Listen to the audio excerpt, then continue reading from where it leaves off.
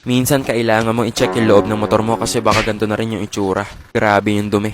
Pero huwag kang mag-alala kasi madali lang ang solusyon dyan. Ito yung ginagamit ko na foam cleaner. Spray-spray lang sa mga maduduming parte kahit wirings pa yan ng motor. Pagka-spray mo, maghihintay ka lang ng ilang minuto hanggang sa tumulo lahat ng foam. Yung mga dumi, sasama na sa tulo yan. Pagkatapos ito na yung resulta.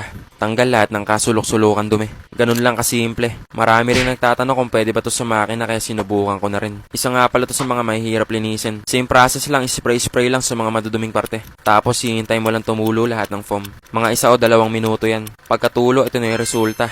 Linis ng makina, di mo na kailangan magpa-car wash. Ito pa isa sa mga pinakamahirap linisin sa motor. Pero buti na lang meron akong ganito.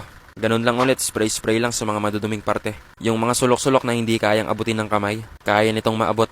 Pagka-spray, naghintay lang ulit ako ng ilang minuto. Yung mga dumi, sasama na yan sa tulo.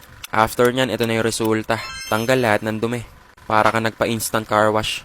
Nga pala may stock sila ngayon at maraming bumibili. Kung gusto mo subukan to, mag-checkout ka na hanggat di pa nasa-sold out. Hindi lang pang wirings, pwede din sa gulong at mags to. O sa kahit ano pa mang parte ng sasakyan mo. Spray-spray lang tapos hihintay mo lang tumulo lahat ng foam. Pwede mong punasan kapag gusto mong matuyo agad. Mabilis pero epektibo.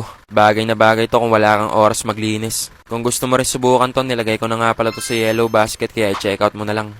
Wow!